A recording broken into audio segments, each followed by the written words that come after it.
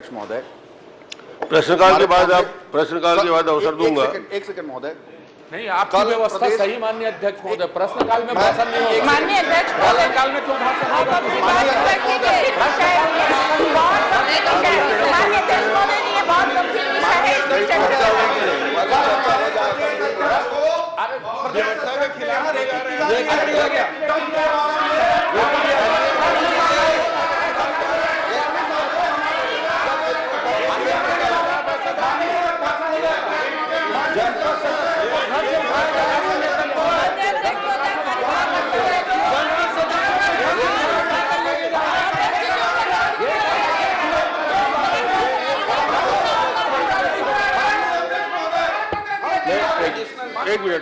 एक मिनट ठीक है। आप जो भी विषय है, माननीय अध्यक्ष, प्रश्नकाल के बाद पूरा समय है आपके पास। अवसर दूंगा। गंभीरता है, इसलिए तो प्रश्नकाल के तुरंत बाद आपको अवसर में दूंगा, पूरा समय दूंगा। पुलिस उनके घर पर रेकी कर रही है। आप क्या करना चाहते हैं? लोगों को डराना चाहते हैं पुलिस के दम पे?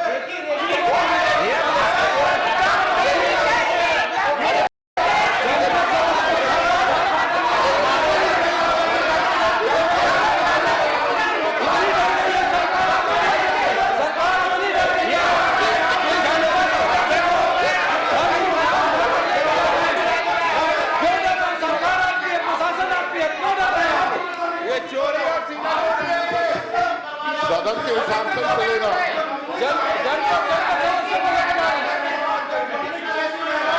व्यवस्था के खिलाफ जाकर बात कर रहे हैं।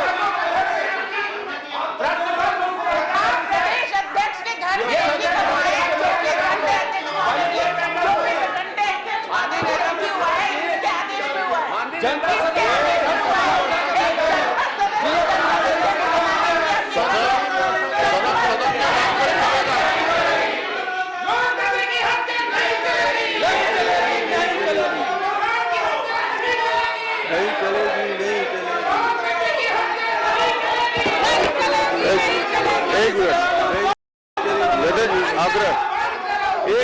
एक मिनट। प्रश्नकाल आप सबके लिए उतना ही महत्वपूर्ण है। मैं आपको अवसर दूंगा। मैं अवसर दूंगा। करने की कोशिश की जा रही है। जनपद मैं आपको अवसर दूंगा। कृपया प्रश्नकाल को बाधित ना करें। प्रश्नकाल महत्वपूर्ण होता है।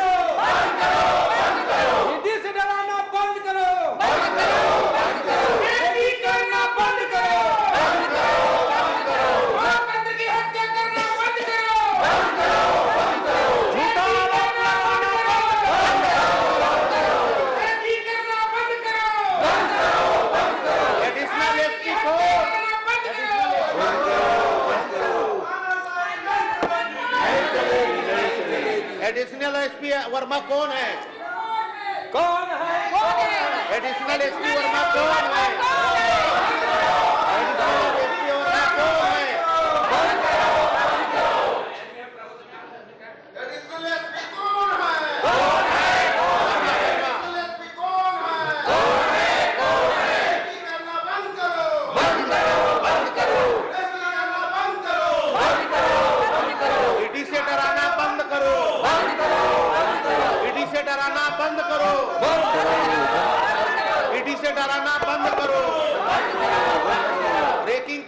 बंद करो।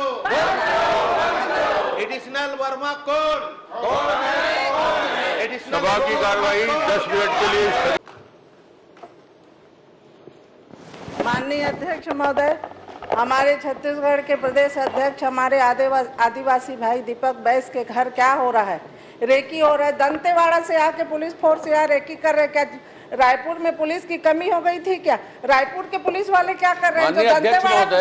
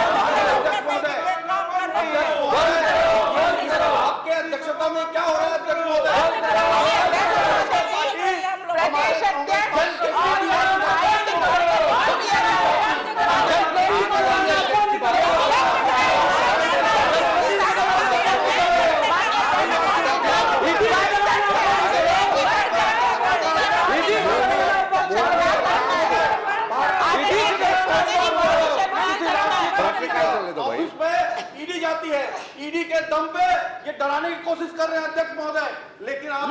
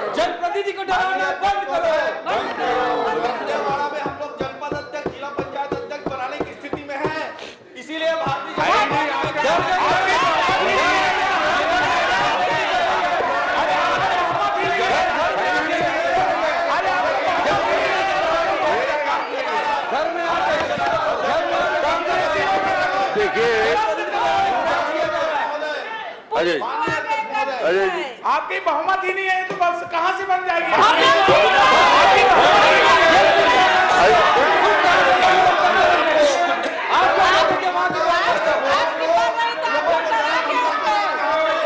प्रश्नकाल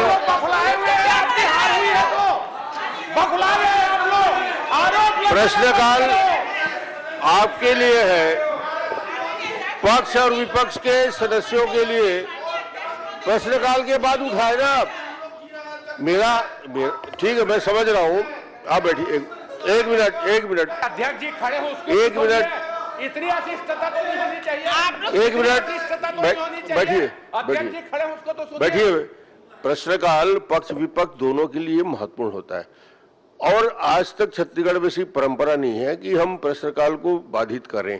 मेरा आग्रह है कि प्रश्नकाल चलने दें, उसके बाद शून्यकाल में पूरा समय रहेगा, आपको पूरा पर्याप्त समय दूंगा, आप सारे विषय उठा सकते हैं। लता उसेंडी जी प्रश्न करें। माननीय अध्यक्ष महोदय,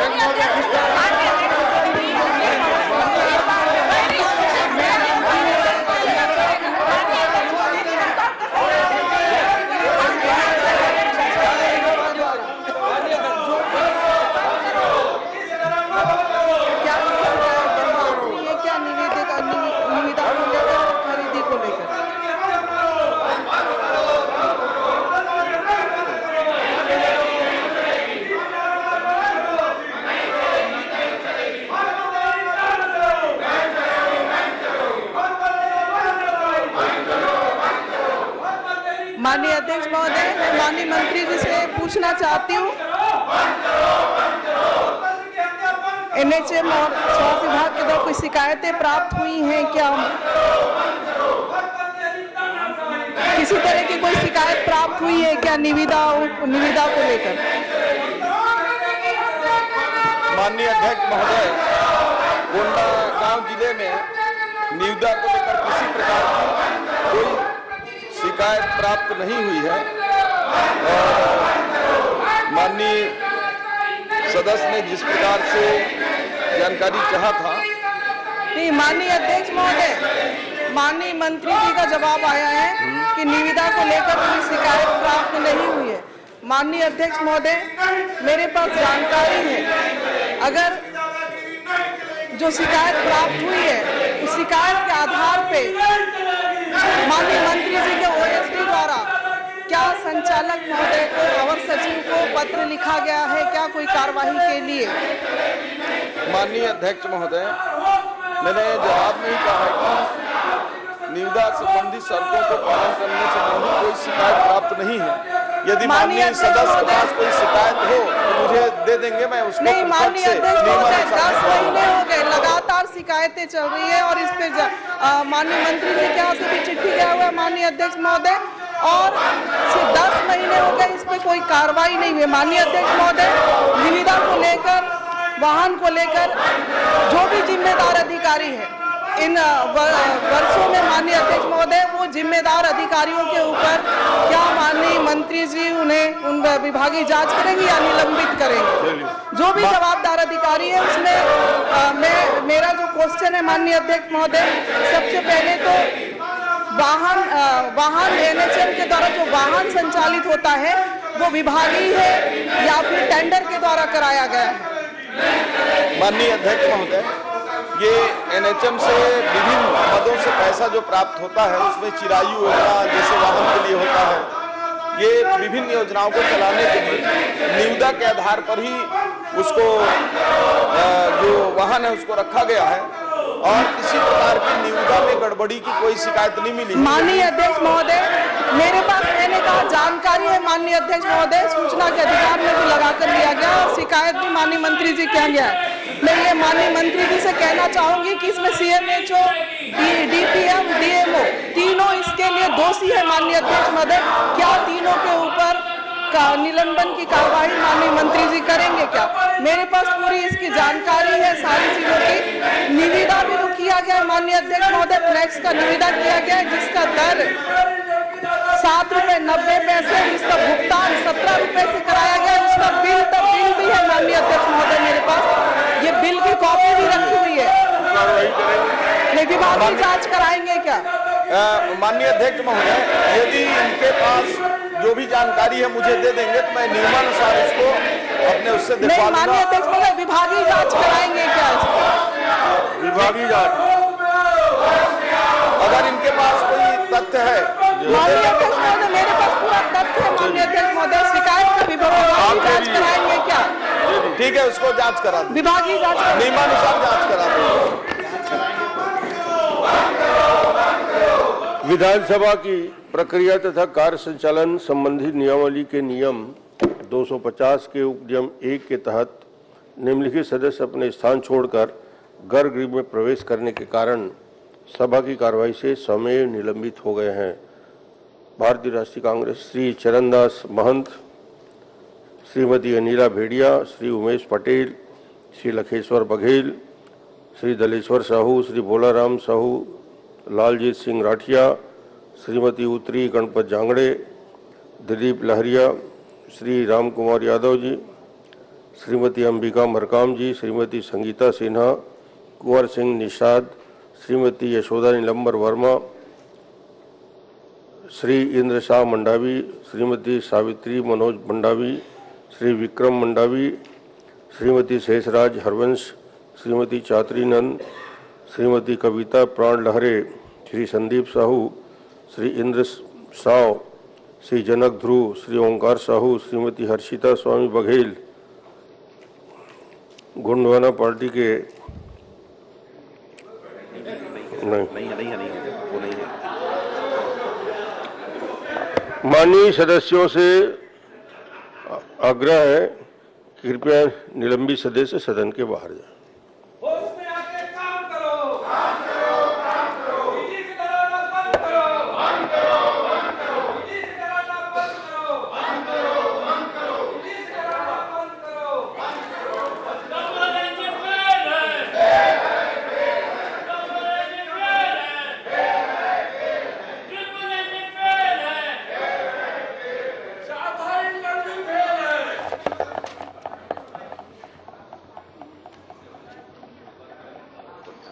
प्रश्न क्रमांक 2 श्री अटल श्रीवास्तव, प्रश्न क्रमांक 3 श्री विनायक गोयल,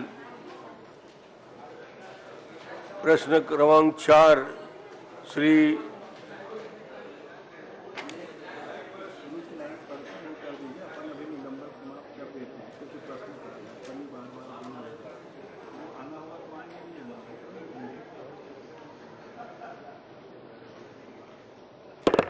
चूंकि प्रश्नकाल अत्यंत महत्वपूर्ण होता है, इसलिए प्रक्रिया और कार्य संचालन संबंधी नियमावली 250 के उपनियम 1 के तहत माननीय सदस्य अपने स्थान को छोड़कर गर्भगृह में प्रवेश करने के कारण सभा की कार्यवाही से स्वमेव निलंबित हो गए थे, उनका निलंबन मैं समाप्त करता हूं।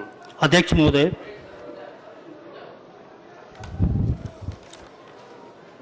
आप अपना प्रश्न करिए। विनायक जी प्रश्न करिए।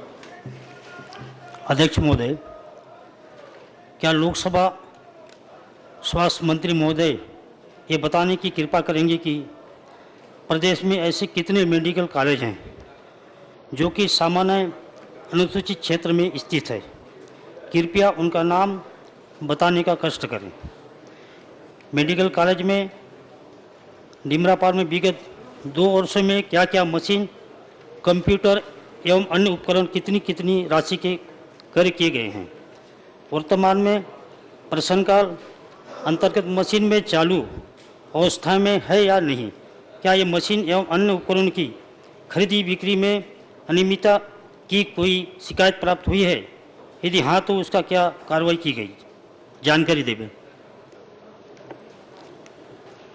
माननीय अध्यक्ष महोदय, लिखित में मैं माननीय सदस्य को जानकारी दिया हूं, फिर भी बता देता हूं कि प्रदेश में कुल 4 मेडिकल कॉलेज हैं जो अनुसूचित क्षेत्रों में संचालित हैं, जिनमें स्वर्गीय श्री बलीराम कश्यप स्मृति चिकित्सा महाविद्यालय जगदलपुर, राजमाता श्रीमती देवेंद्र कुमारी सिंहदेव शासकीय चिकित्सा महाविद्यालय अंबिकापुर सरगुजा, स्वर्गीय बिसाहू दास महंत स्मृति चिकित्सा महाविद्यालय कोरबा, स्वर्गीय श्रीमती इंदिरा गांधी स्मृति चिकित्सा महाविद्यालय कांकेर।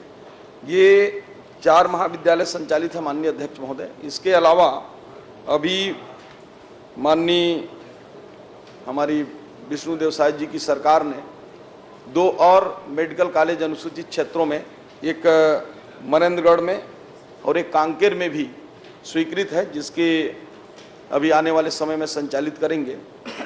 और दूसरा प्रश्न, इन्होंने मेडिकल कॉलेज डिमरापाल में 2 वर्षों में मशीन खरीदी का इन्होंने जानकारी चाहा है। तो 2 वर्षों में मशीन, कंप्यूटर एवं अन्य उपकरण संबंधी जो उपकरण हैं 3,89,58,025 रुपये 20 पैसे का खरीदी किया गया है, जिसकी जानकारी प्रपत्र अ में उनको दी गई है। और किसी भी मशीन और कंप्यूटर के खरीदी में किसी प्रकार का कोई शिकायत प्राप्त नहीं हुआ है। सभी मशीन और कंप्यूटर संचालित हैं, इसलिए इनका जो घ नंबर का प्रश्न है अनियमितता संबंधी कोई प्रश्न उद्भूत नहीं होता है। पहले प्रश्न करिए विनय जी। जी अध्यक्ष महोदय, मैं जानना चाहता हूं कि मेडिकल कॉलेज में उपकरण है, वहाँ पर है, मगर कुछ बंद पड़ी हुई है। जैसे कंप्यूटर है, एक्सरे मशीन है, साथ में जो सुपर स्पेशलिटी हॉस्पिटल, उसको भी जानना चाहता हूं कि अभी तक चालू क्यों नहीं हुआ है। माननीय अध्यक्ष महोदय, माननीय सदस्य जिन कंप्यूटर और उपकरणों की बात कर रहे हैं, मैंने कल भी और आज भी पूरी जानकारी ले ली है। कोई भी उपकरण और मशीनरी बंद नहीं है, सभी संचालित हैं। हाँ, बीच में कुछ पहले गए होंगे तो खराब रहा होगा, मैं भी दौरे में गया था तो उसको सबको ठीक करने के लिए कहे गए थे, परंतु आज की स्थिति में सभी चालू है। और जो सुपर स्पेशलिटी हॉस्पिटल जगदलपुर का है, वो हमारी भी चिंता है कि जल्दी से जल्दी कैसे चालू हो, और बताते हुए सदन को खुशी हो रहा है कि हम लोग जल्द ही चालू कर रहे हैं। उसके लिए जो संचालन हेतु जो डॉक्टरों की उपलब्धता हमारे यहाँ प्रदेश में विशेषज्ञों की कमी होने की वजह से हम लोग उसको टेंडर फ्लोट कर दिए हैं। उसमें प्राइवेट सेक्टर के जैसे बड़े हॉस्पिटल उसमें आएंगे और उसका संचालन राज्य सरकार ही करेगी। और साथ ही साथ एक बहुत अच्छा विषय ये है कि हमारे अनुसूचित क्षेत्रों में जो मेडिकल कॉलेजों में जो डॉक्टर और प्रोफेसर हैं वो नहीं जाते हैं, उसके लिए जो पहले का दर था उसको लगभग हमने 3 गुना से ऊपर भी प्रस्तावित किया है। और जल्द ही मुझे लगता है कि विशेषज्ञों की कमी दूर हो जाएगी, जिसमें जैसे अनुसूचित क्षेत्रों में जो 90,000 प्राध्यापक का देते थे उसको अब 3,30,000 तक का प्रस्तावित किए हैं। और जो सह प्राध्यापक हैं उनको 80,000 से 2,80,000 तक करेंगे। तो जो 50,000 देते थे सहायक प्राध्यापक सुपर स्पेशलिटी के, उनको 1,80,000 और सीनियर रेसिडेंट्स को 40,000 से 1,30,000 तक की हम लोग प्रपोजल वित्त को भेजे हैं। और आने वाले समय में मुझे लगता है कि डॉक्टरों की कमी नहीं होगी और जगदलपुर का सुपर स्पेशलिटी जल्द ही आने वाले समय में हम लोग चालू कर रहे हैं। जी अध्यक्ष महोदय, मैं स्थानीय जो मेरे विधानसभा हॉस्पिटल है, मैं चाहता हूं कि लोकल स्थानीय लोगों को, जैसे वार्ड वाई है,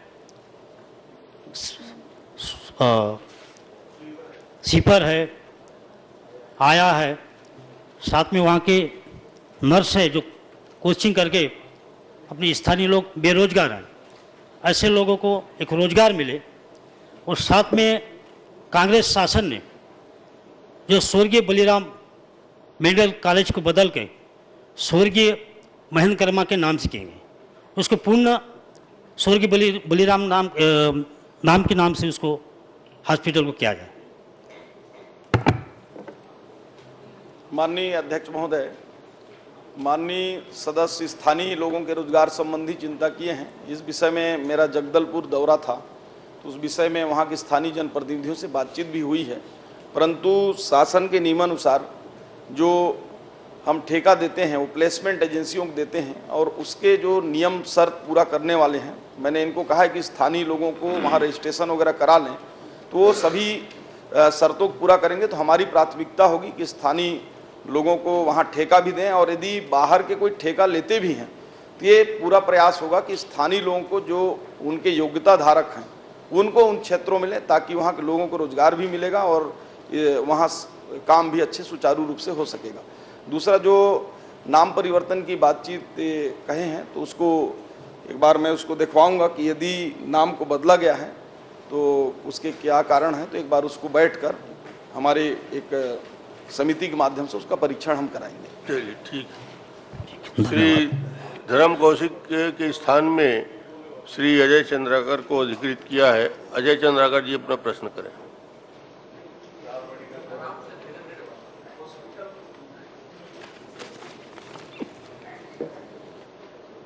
माननीय अध्यक्ष महोदय, प्रश्न के पहले इशारा करना ठीक नहीं है। अरे मैं कोई इशारा नहीं नहीं, मैं आप प्रश्न करिए, गंभीरता उसको बनाए रखिए। मैं आपसे ये जानना चाहूँगा माननीय मंत्री महोदय, अध्यक्ष जी के माध्यम से, कि ये जो साइबर क्राइम हुए हैं छत्तीसगढ़ में जितने हैं, उसमें डिजिटल अरेस्ट की कितनी घटनाएं हुई हैं और उसमें कितने प्रकरण में आपने कार्रवाई की है?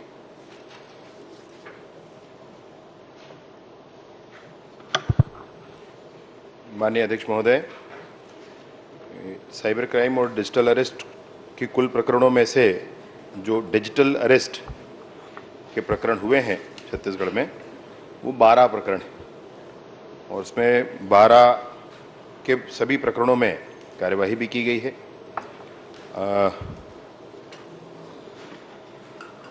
माननीय अध्यक्ष महोदय, साइबर ठगों से जो आपने जानकारी दी है उसमें लगभग 168.12 करोड़ रुपये वसूल की गई है, ठगी गई है इतनी राशि। साइबर ठगों द्वारा ठगी की गई राशि का विवरण आपने इतनी राशि का दिया है। उसमें से आपने कितनी राशि वसूल की है ठगों से? और जैसा आपने बताया कि 5 करोड़ 20 लाख रुपये से ज़्यादा वसूल की गई है, तो वो आपके पास कितनी राशि जो आपने उसमें वसूल की है और कितना आपने ठगे गए लोगों को वापस किया है और कितनी राशि शासन के पास या विभाग के पास रखी हुई है और उसको कब तक आप लौटाएंगे?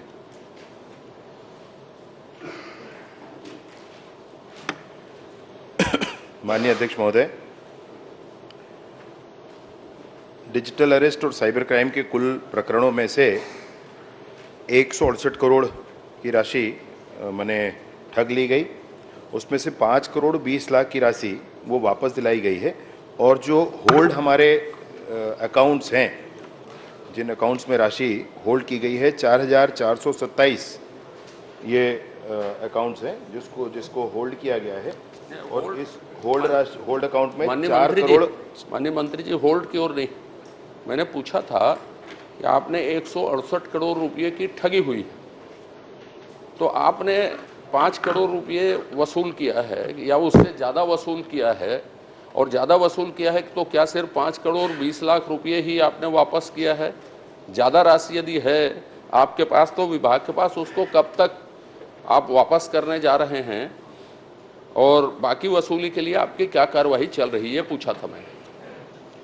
माननीय अध्यक्ष महोदय, 5 करोड़ 20 लाख की राशि पीड़ितों को वापस की गई और 4,400 मतलब जितने खाते होल्ड किए गए हैं उसमें 4 करोड़ 13 लाख की राशि अभी है, जिसका परीक्षण और इसके अंतिम निर्णय के उपरांत उसको भी दिया जाएगा। माननीय अध्यक्ष महोदय, ये ठगी के बाद अभी भी चालू बैंक खाता जो है 1795 है, जो जानकारी परिशिष्ट में आपने दी है, और उसके बाद 921 खाते ऐसे हैं जिसमें एक से अधिक बार ट्रांजैक्शन हुए हैं, तो और ठगी की घटना 921 खातों में एक से ज्यादा बार हुई है। तो अभी तक इन खातों को फ्रीज नहीं किया गया और अभी तक चालू है। इसको जारी रखने के पीछे विभाग की क्या मंशा है या किन कारणों से इसको चालू रखा गया है, ये बताने का कष्ट करेंगे। माननीय अध्यक्ष महोदय, मतलब जब ये साइबर फ्रॉड की दिशा में अपन ये करते हैं, इन्वेस्टिगेशन होता है, अनेक लेयर में इस पर चर्चा होती ये होता है, ट्रांजैक्शन बढ़ जाता है आगे, राशि एक खाते में, एक खाते के बाद दूसरे खाते में, दूसरे खाते के बाद तीसरे खाते में, तो पहला खाता जहां जाता है उसको अनिवार्यतः बंद कर लिया जाता है और उसके बाद के खातों में हो सकता है कि उसने कहीं खरीदी की है और खरीदी के बाद वहां भुगतान कर दिया है, तो मर्चेंट का खाता पता चला तो उसको फिर छोड़ दिया जाता है कि उसको उस ट्रांजैक्शन को फ्रीज करके और खाता फ्रीज नहीं किया जाता है।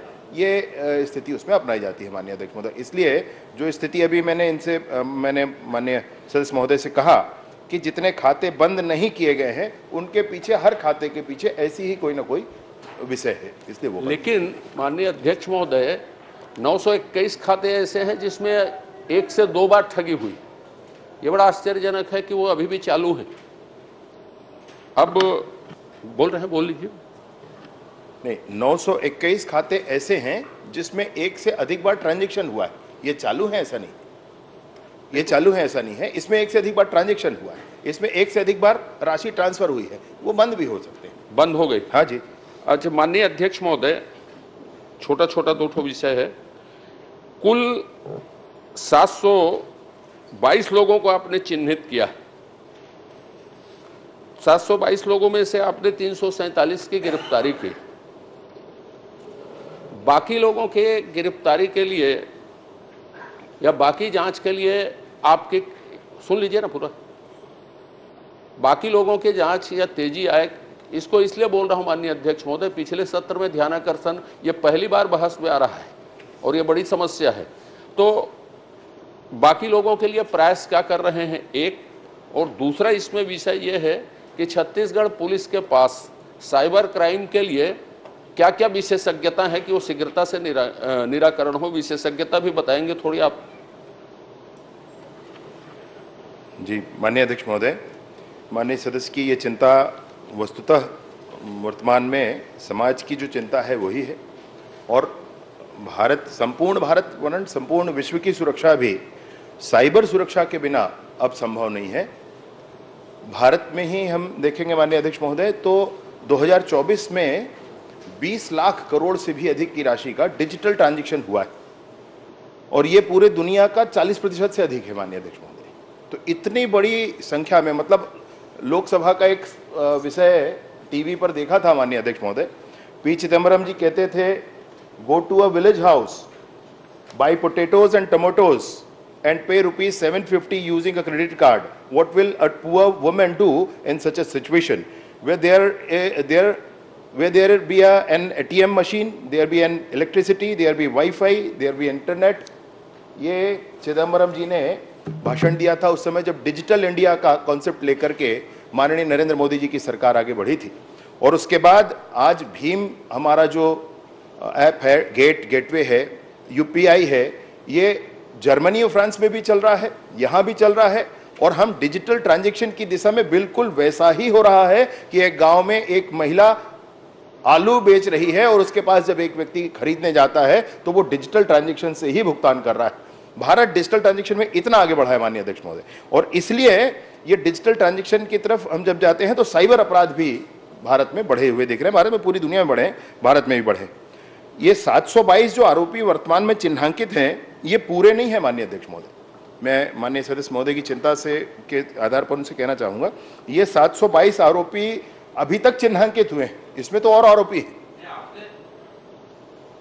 ये जो परिशिष्ट दिया है मैं उसी के अंदर ही मैं आपसे वही कह रहा हूँ भैया। अब वो तो परिशिष्ट के बाहर आपके पास जानकारी होगी। नहीं, मैं आपसे मैं कह रहा हूँ, मेरी बात तो सुन लीजिए। ये जो 722 आरोपी हैं ये चिन्हांकित अब तक हुए हैं, और उसमें से 375 आरोपी हैं वो गिरफ्तार भी हुए। अन्य की गिरफ्तारी की प्रक्रिया जारी है, अन्य के खोज की प्रक्रिया भी जारी है। अब ये जियो स्पेशल, इसमें बाउंड्रीज नहीं है माननीय अध्यक्ष महोदय। ये स्थानीय प्रदेश की पुलिस भी इसमें पूरा नहीं कर सकती है, इसलिए सेंट्रल गवर्नमेंट में UHM साहब ने और हमारे होम मिनिस्ट्री ने, सेंट्रल की होम मिनिस्ट्री ने बहुत बड़ा अभियान इस पर किया है।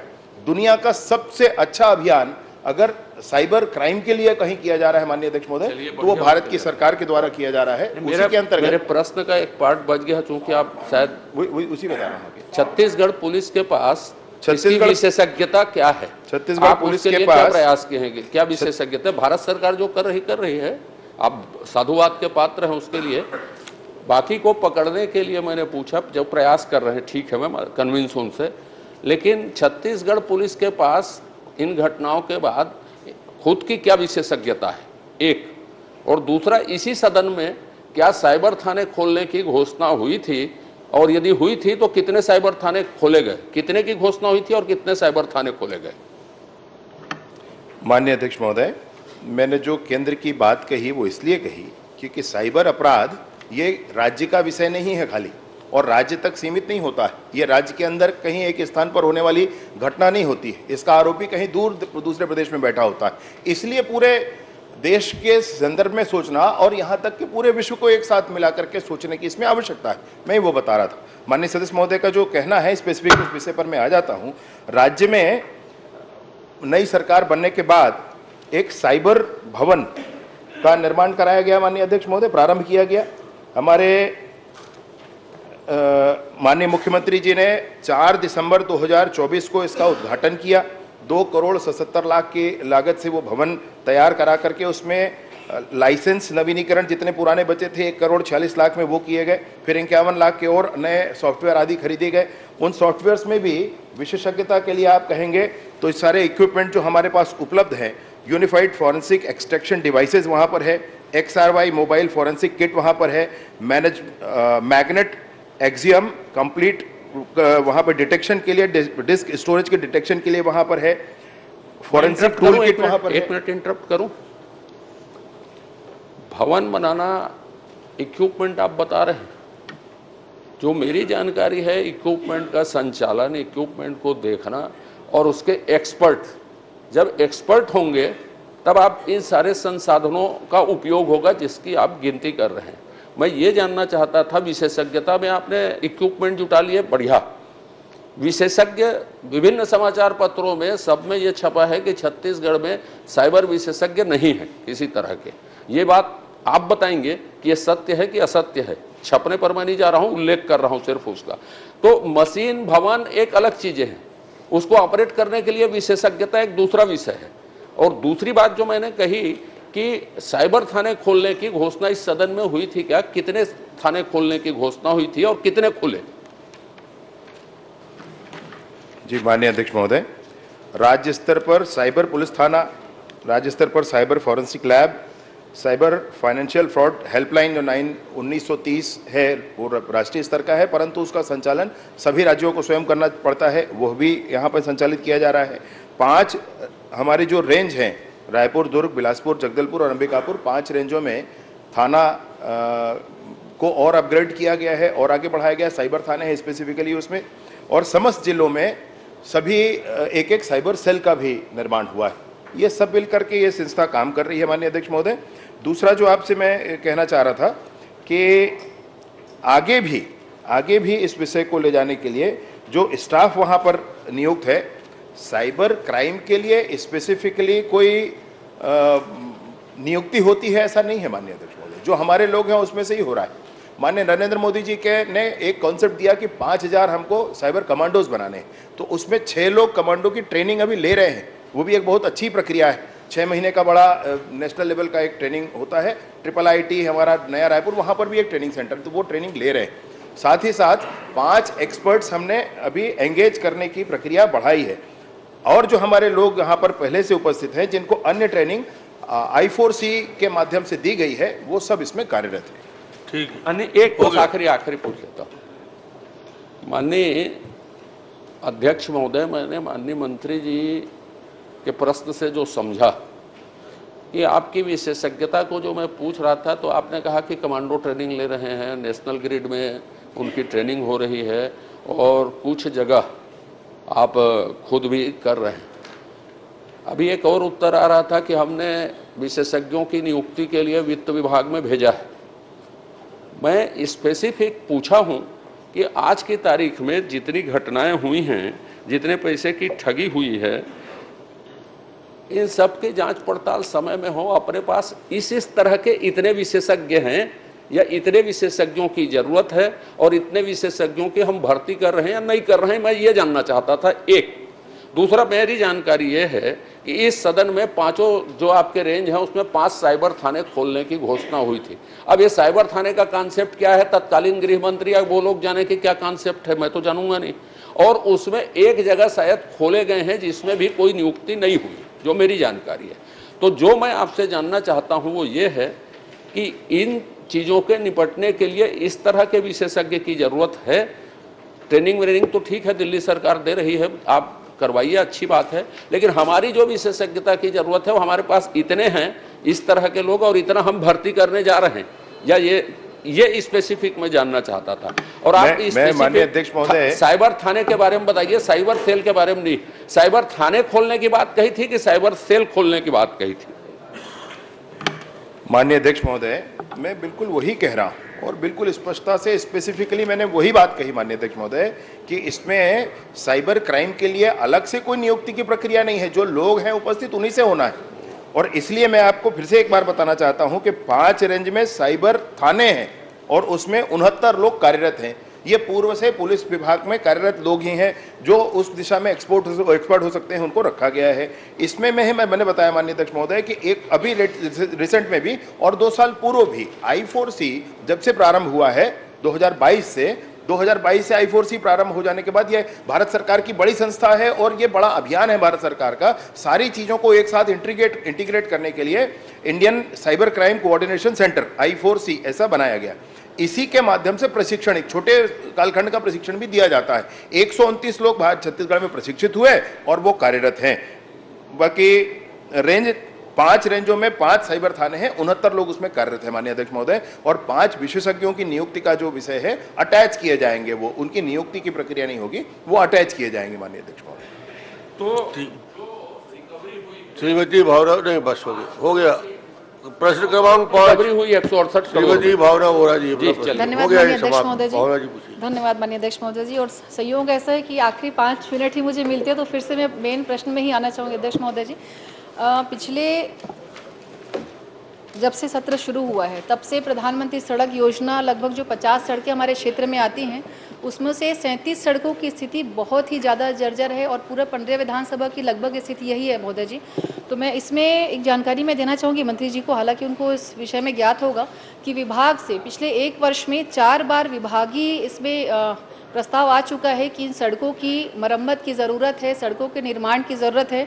जो दिनांक ये जनवरी 2024, जुलाई 2024, नवंबर 2024 और जनवरी भी 2025 में 4 बार विभाग से प्रस्ताव आ चुका है, लेकिन 37 में से सिर्फ 4 सड़कों की स्वीकृति अभी अंतिम जनवरी के आखिरी हफ्ते में मिली है। तो मैं पूछना यही चाहूँगी महोदय जी कि विभाग इसको लेकर के कितना गंभीर है कि विभागीय अगर किसी विषय पे जानकारी लगातार 4 बार आ रही क्रमशः, तो मुझे लगता है कि यहाँ जो हमारे मंत्री जी के विभाग से जो भी संबंधित अधिकारी होंगे कम से कम उनको संज्ञान में लेना चाहिए कि लगातार जो विषय आ रहे तो निश्चित ही वो गंभीर होगा। तो मेरा प्रश्न बस ये है कि 4 बार आने के बाद भी इस विषय पे गंभीरता क्यों नहीं ली गई? 37 सड़कों में अगर स्वीकृति हुई तो सिर्फ 4 सड़कों की स्वीकृति क्यों हुई और बाकी सड़कों की स्वीकृति की क्या स्थिति, कब तक वो हो पाएगा? माननीय अध्यक्ष महोदय, इसमें समूचे प्रदेश में ही 56 सड़कें स्वीकृत हैं। 56 सड़कों में से 4 सड़कें माननीय सदस्य महोदया के विधानसभा क्षेत्र पंडरिया में स्वीकृत हैं और बाकी पूरे प्रदेश में है शेष 56 सड़कें जो हैं, और उसमें विशेष रूप से वित्त के जो प्रावधान हैं, वित्त की जो अनुमति है, स्वीकृति है, प्राप्ति है, उसके आधार पर होना है उसको। तो निर्णय ये है कि आपके माध्यम से भेजे गए प्रत्येक पत्र मेरे हाथ में है और इन सारे पत्रों को प्रावधानित करके वित्त विभाग में भी भेजा हुआ है। इसका अंतिम निर्णय जब हो जाएगा। अध्यक्ष महोदय जी, इसमें जब विषय आता है, हम वित्त विभाग से बात करते हैं तो उनका ये कहना रहता है कि जो संबंधित विभाग है वहाँ से हमारे पास लेटर फॉरवर्ड नहीं हुआ है, फाइल फॉरवर्ड नहीं हुई है। तो कंफ्यूजन ये हो जाता है कि हमें वित्त विभाग में कब जाना है और जहाँ पे हमने फाइल दी है अपनी, जो उसका प्रथम चरण जो विभाग है वहाँ पर तो दोनों में तालमेल नहीं होने से महोदय जी हमको काम में बहुत ज़्यादा परेशानी आ रही है। और यही स्थिति सिर्फ नए निर्माण सड़कों की नहीं है, जो सड़कें जो जर्जर हो गई, जिनकी संख्या लगभग 35 के आसपास है, जिनका 5 साल से ऊपर मरम्मत हो गया है, उनके भी प्रस्ताव कई बार आवेदन आ चुके हैं, लेकिन उन सड़कों की मरम्मत 5 साल पूरे होने के बाद भी नहीं हुई है। और स्थिति ये है कि बारिश के मौसम में जो गाड़ियां गन्ने की निकलती, कई बार ट्रैक्टर पलट करके, बहुत सारी गाड़ियां पलट करके दुर्घटना ग्रसित हो चुकी हैं। तो कृपया से संज्ञान में लेकर के ये ज़रूर एक बार मुझे जानकारी अगर हो पाए तो दे पाएँ कि कब तक ये चीज़ें आगे हो पाएंगी, क्योंकि सड़कों की संख्या भी काफ़ी ज़्यादा है और स्थिति बहुत जर्जर है सड़कों की। माननीय अध्यक्ष महोदय, मुख्यमंत्री ग्राम सड़क योजना के अंतर्गत माननीय सदस्य महोदया की चिंता है और उसके लिए 10 करोड़ का प्रावधान भी बजट में था और उसमें से 6 सड़कें भी पंडरिया विधानसभा की ली गई हैं और उन 6 सड़कों पर काम मैं सोचता हूँ शुरू हो गया होगा या होने वाला होगा। शेष जितनी भी सड़कें हैं उन सबको प्रावधानित करके उसका निर्णय भी किया गया है। वो अपने 10 करोड़ के प्रावधान के अंदर अंदर है माननीय अध्यक्ष महोदय। पैच रिपेयरिंग के अतिरिक्त जो अन्य कार्य हैं इसमें, जिसमें नवीनीकरण या सुदृढ़ीकरण है, उसके अपने अपने मानक है माननीय अध्यक्ष महोदय। उसके सारे प्रस्ताव जो भी हैं वो विभाग को पहुंचे हैं। विभाग को भेजे हुए प्रस्ताव की प्रति भी मैं माननीय सदस्य महोदय को उपलब्ध करा देता हूँ। महोदय जी, बस ये जानना चाह रही हूँ मैं कि प्राथमिकता किस टाइप की सड़कों को देंगे, क्योंकि 4 बार आवेदन ऑलरेडी आ गया है, तो अगली बार क्या मुझे फिर से विभाग से प्रस्ताव भेजना पड़ेगा तब वो स्वीकृत होगा, या क्या प्रक्रिया आ गई कि उस पर थोड़ा सा संज्ञान डालें। और दूसरा एक छोटा सा सवाल ये, इसमें कुम्ही से कोयलारी कापा जो सड़क मतलब आधा निर्माण हुआ है और वो लगभग मुझे लगता है कि 500 मीटर की सड़क रही, तो 300 निर्माण होकर के कार्य बंद कर दिया गया है और इसमें लिखा गया है कि यथा स्थिति अनुबंध समाप्त। तो इसकी स्थिति क्या, जिस स्थिति में अभी तक वो सड़क छोड़ा गया है आगे भी वैसा ही रहेगा या उसमें आगे कोई स्वीकृति अलग से मिलने वाली है? माननीय अध्यक्ष महोदय, ये कुम्ही से कोयलारी कापा जो सड़क है ये पर्यावरण एवं अधोसंरचना मद के अंतर्गत बन रहा था। उसके लिए जीएसबी स्तर तक कार्य पूर्ण होने के बाद राशि आगे नहीं हुई, और जब वो राशि नहीं हुई आगे, इसलिए उसको उस स्थिति में समय कम है। बस यही निवेदन करूंगी कि इस बार स्वीकृति मिल जाए तो बहुत अच्छा हो जाएगा। कृपया मंत्री जी एक बार बता दें कि कितने सड़कों की स्वीकृति इस बार मिल सकती है मुझे, क्योंकि स्थिति वो खुद भी उसी क्षेत्र के हैं, अवगत है स्थिति से सारे की कैसी वहाँ पे जो स्थिति है सड़कों की। तो बस यही जानना चाहूंगी कि कब तक हो पाएगा, कितना मैक्सिमम हो पाएगा, कृपया उसको संज्ञान में डाल दें। माननीय अध्यक्ष महोदय, इसमें मैं सिर्फ कह सकता हूँ कि 10 साल ऊधो 10 साल माधो है, इसमें कोई अंतर है नहीं, बिल्कुल वही है, सब कुछ मिला जुला सा। यहाँ पर उस चूंकि पर्यावरण अधोसंरचना मद से राशि नहीं मिली, इसलिए कुम्ही कोयलारी कापा को वहीं स्थगित किया गया। कोशिश करेंगे कि इसको अन्य मद से आगे कार्य को कराया जा सके, और शेष तो यह है कि प्रावधान के आधार पर जो बजट में प्रावधान होगा उसके आधार पर काम। एक आखिरी निवेदन महोदय जी, बस ये बता दें कि कौन से विभाग में जो फाइल आती जाती है उसमें हमको बहुत कंफ्यूजन है कि हम वित्त विभाग जाएं कि जिस विभाग में दिए तो वो एक बार क्लियर हो जाए हमको।